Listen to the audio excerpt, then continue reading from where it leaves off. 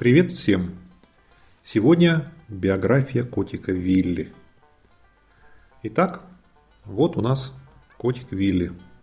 Это наши дни.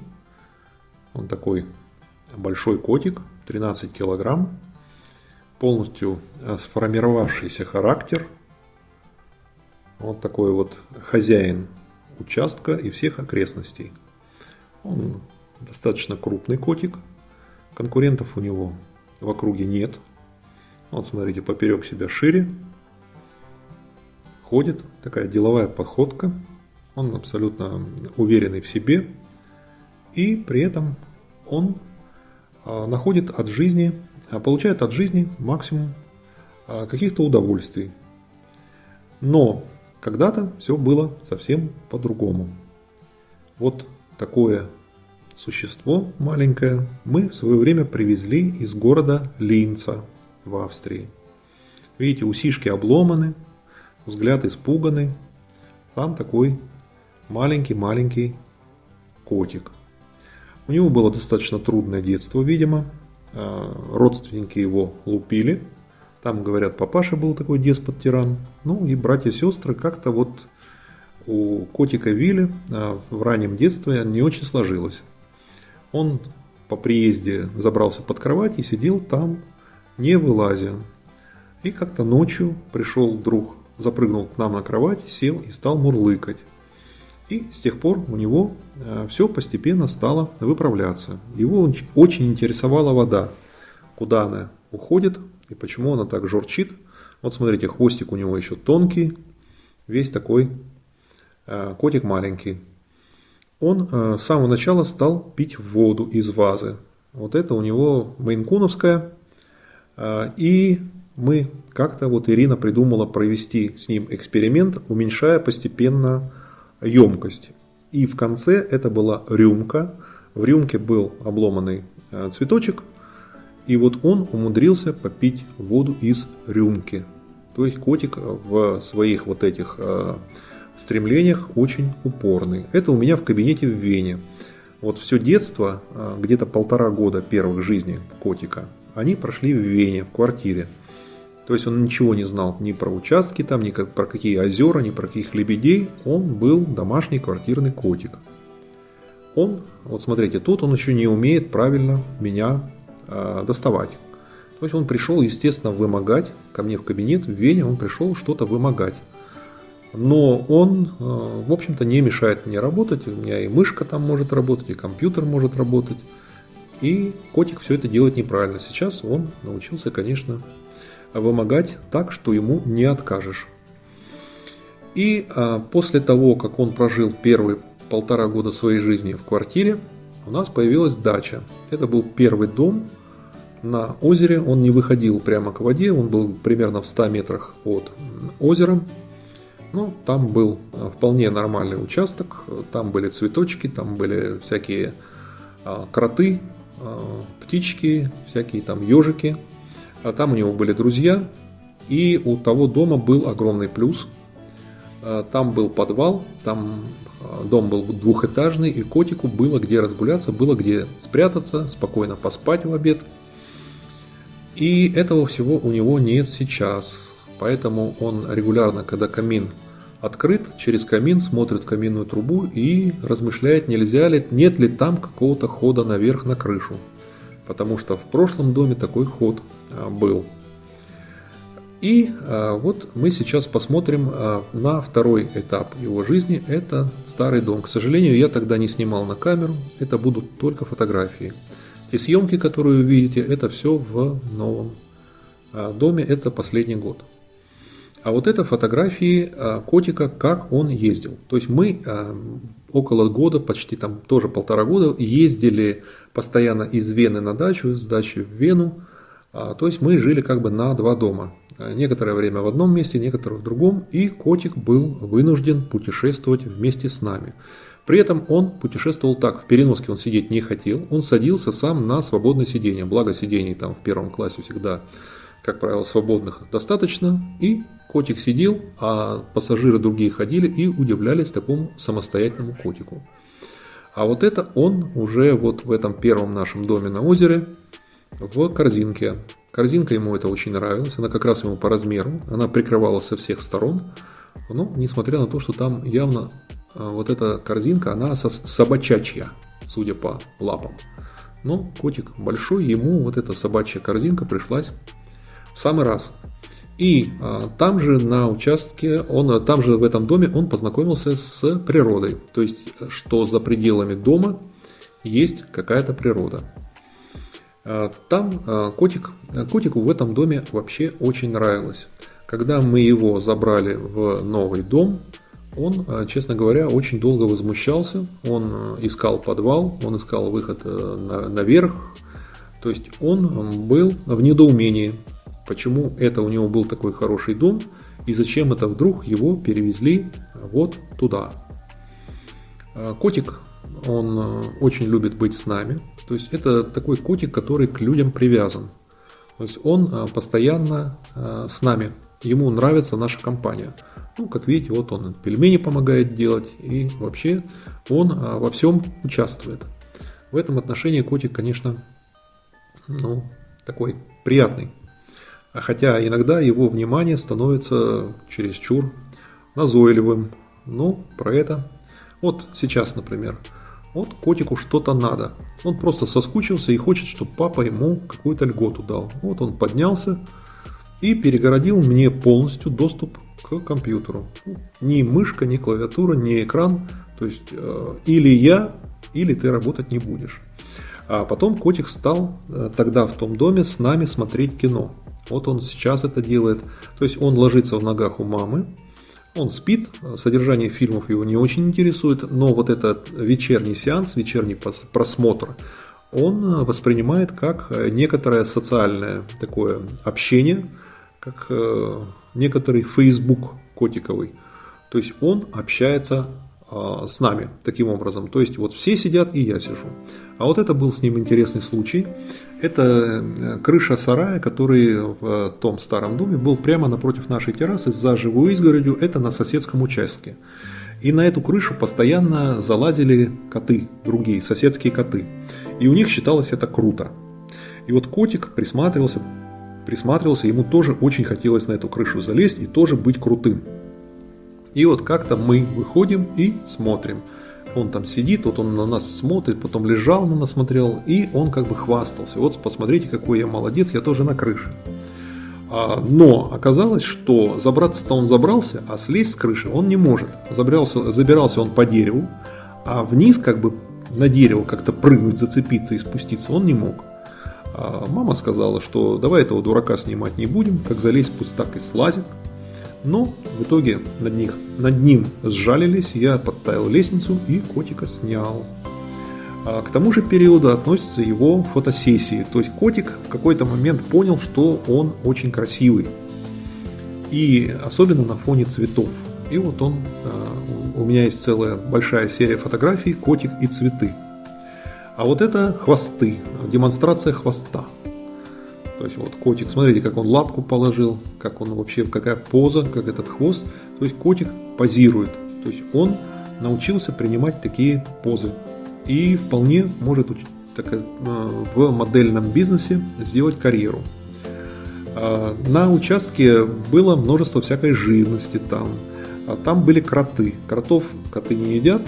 Он ловил крота, причем не душил, приносил. И мы каждый раз занимались тем, что крот при этом там визжал, возмущался. Он говорил, что ты не знаешь, разве что кротов есть нельзя. Вот. И нам приходилось отлавливать и выпускать. Крот при этом закапывался моментально, а Вилечка бежал, и иногда он по 2-3 раза приносил одного и того же крота. Один раз он нас привел, показал ежика. Вот смотрите, говорит, смотрите, что у нас есть. Вот мы увидели ежика. И там же была и первая мышь. Вот как-то он пришел, мы сначала не поняли, а потом смотрим, ага. И причем он притащил не маленькую такую мышь, а полевку, водную полевку. Это крыса. То есть он ее изловил и принес. И открыл свой счет. Сейчас этот счет уже у него, я не знаю, на какие сотни идет.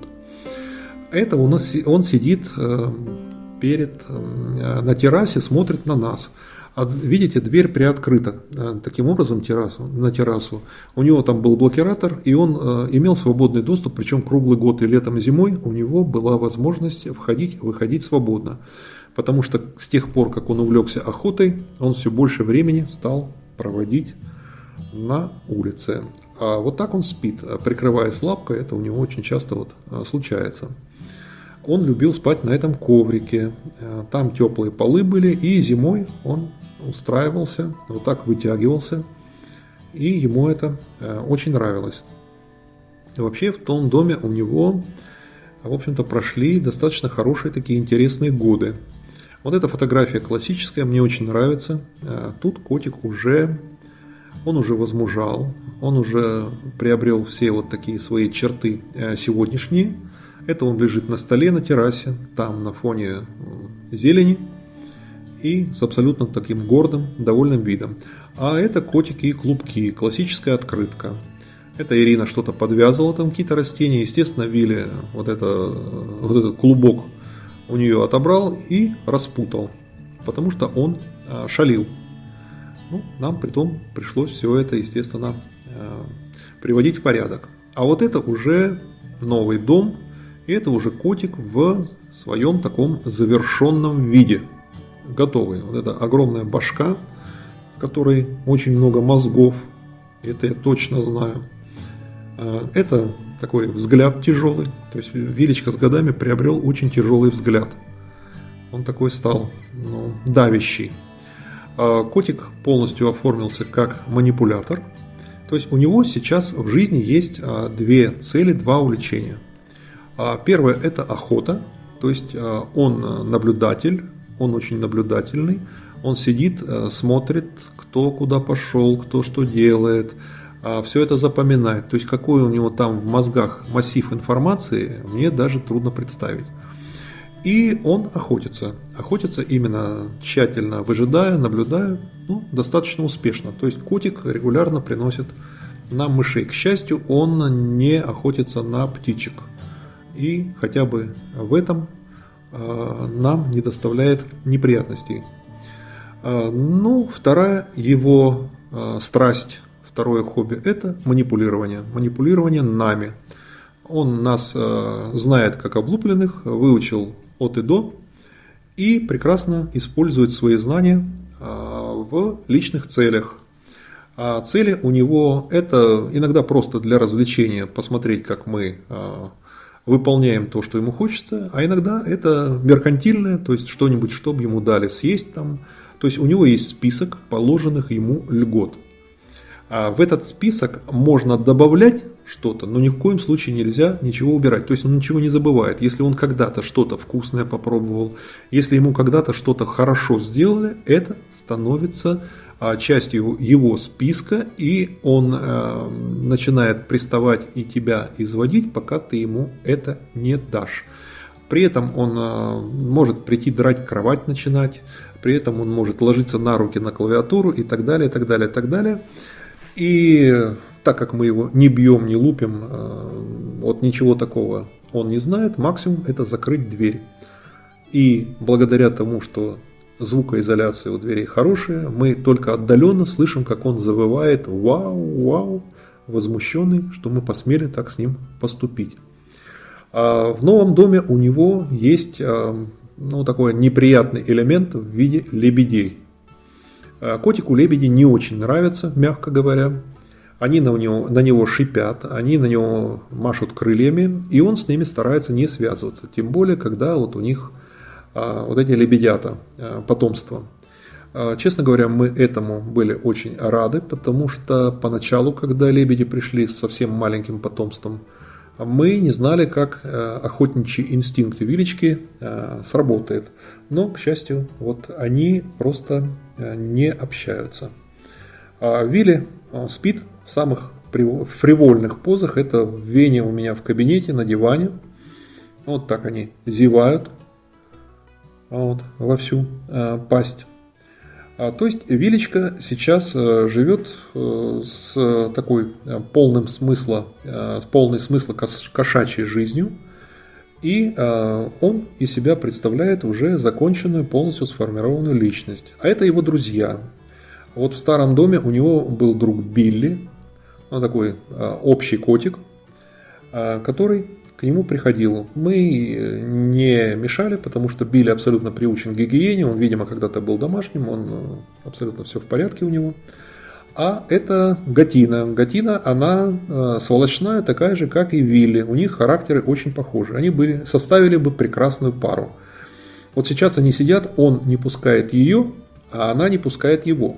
Потом они сблизятся, начнут молотить друг друга лапами по морде. Это у них такая игра. Но иногда они изволят вот так по участку бегать. Изволили.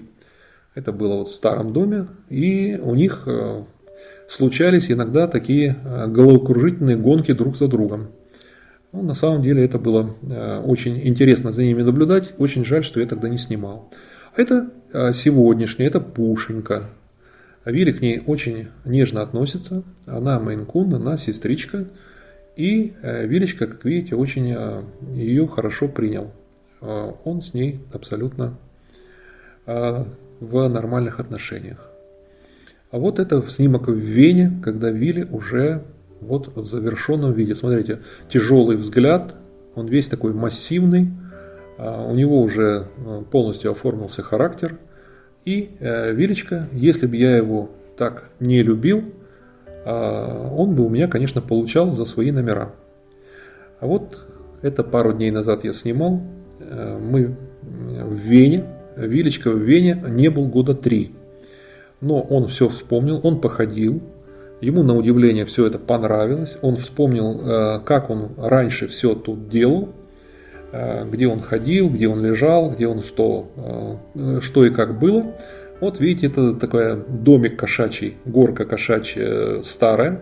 Естественно, на него не рассчитанная. Верхнюю я снял, отвинтил верхнюю лежалку, потому что страшно. Эту я укрепил, в которой он сейчас лежит. Я подставил там палку, привинтил дополнительно все это перевязал. И это как-то выдерживает вот его массу. Но Вилли вот именно тут желает с высоты смотреть и лежать. А спит он в этом домике вот снизу, вот этом домике, но он целиком туда не помещается. У него или лапы, или хвост обязательно торчат наружу. Вот такая вот биография у котика Вилли, который, я надеюсь, вам понравился. На этом все. Подпишитесь, пожалуйста, на канал. Включите колокольчик, чтобы получать уведомления. И всего вам самого наилучшего.